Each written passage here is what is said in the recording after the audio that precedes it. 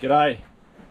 So it's afternoon after work. I'm just out on my boat, having a beer, kicking back, pretty much hiding from chores that I'm really supposed to be doing at the moment. What I should really be doing is cleaning up the old sneaky snaps over there. I've run a polish over it and I've run the buff over it. I need to get in there and clean all my bloody crap out of the pockets and get it ready because it's got to go. I'm kind of attached to it and I really haven't got the heart to watch it go, to be quite honest with you. I've been holding back and I think I've just been putting it off because I'm really attached to it. I don't want to let it go, but on the same token, there's no point having it when I've got this beast as well at the same time. So what I'm doing is I'm just out here at the moment, just scrolling through my Navionics. I'm going on a bit of a road trip with the family on the weekend. We're just heading a couple hours north up the coast a bit. I will be towing the boat. The weather forecast is not looking ideal, so there's a fair chance. What's going on with my camera here? There's a fair chance that if we do get out, it'll just be like a little enclosed session anyway. So I'm just sort of scrolling through, checking out some enclosed reefs, see if I can't find a few kingfish while we're up there, maybe just have a bit of fun, troll for some herring or something with the family. It's not a serious fishing mission, it's just sort of a family mission. But I'm out here in the boat, just doing some odd jobs. Of course I'm doing odd jobs in this boat, not the one I'm supposed to be doing on. But I thought I'd mention, because I've sent an email and I've got no contact details, but the winner of our Saltfix t-shirt competition was Jackson Brennan. So Jackson Brennan, you didn't leave a phone number or anything, I can't contact you. I sent an email, but I'm not sure if it went through. So Jackson Brennan, if you're on, contact us, mate. You won the trip out, so we'll sort that out pretty soon. But I thought I'd tell you a bit of a story while I'm out here. Actually, I'm going to show you. This is what I'm going to do. All right, so as you can see here, we've got the big Bosch marine batteries. Got two of the suckers. So all this time, you've probably noticed, where's my beer? You've probably noticed I've been loving the new anchor winch. It's just been really outstanding up until probably last week, and I was using it and it just started sounding a bit funny. It wasn't sounding like it normally sounded, and I was wondering, you know, it just didn't seem quite right. And then it sort of got progressively worse. Then I noticed some brown fluid dripping out of the anchor well where the sort of water thing is, and I thought, oh, don't tell me this thing's popped the seal and done some fluid or whatever like that. I mean, it's under warranty, no problems there. It's a Lone Star winch. I'm pretty sure it's got a 5-year warranty, but it's just the pain in the ass having to take it back and get it sorted, everything else. This is right through the Christmas week as well. So I carried on using it until one day when it just stopped, click, click, click, click, and it sounded to me like a flat battery. And I'm like, how can it be a flat battery? I've got two big batteries in here. They should be fine. So I thought, oh, no worries, I'll just switch it over to the other battery, you know, like obviously the switch here. So I switched over from battery 1 to battery 2, and the motor conked out. So we're a long way from anywhere at the time, and I'm thinking this is not really cool at all. And I didn't want to run it on 2 batteries because I've learnt my lesson doing that once before. If you run on both batteries at the same time and one battery drops a cell, it drops the power out of the other battery as well, and then suddenly you've got 2 stuffed batteries. So I never run on 2 batteries, I always just run on the one. So anyway, long story short, I switched over to battery 2, the motor cut out and all the beeping from the sound of the stereo, everything cut out. I went, well, this is definitely a flat battery. These batteries are brand new, so they shouldn't be going flat. So I switched it back to battery 1. The motor started fine, no problem.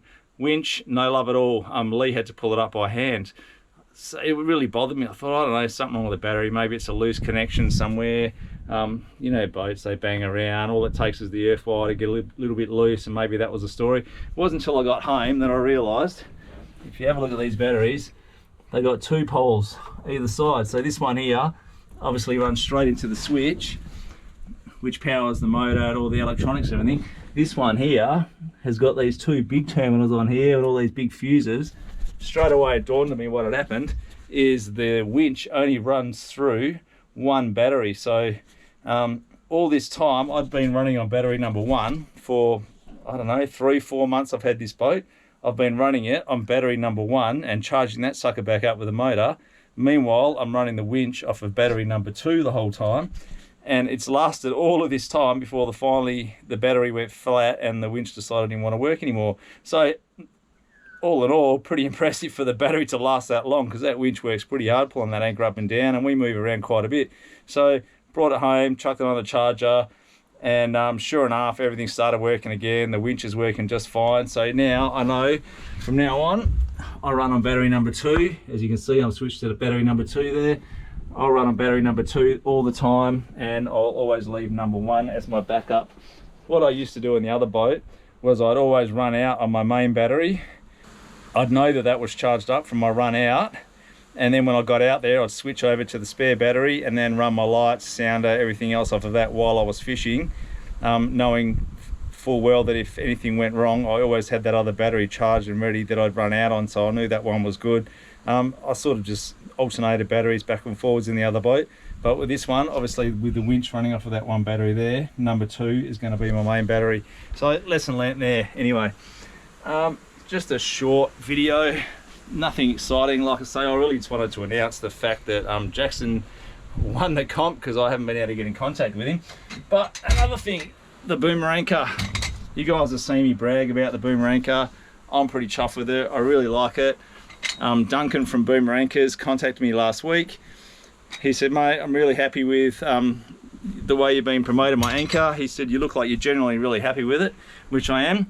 I'm going to send you another one over, and I want you to do a bit of a giveaway. So coming up soon, I don't know how, I haven't actually decided that far ahead.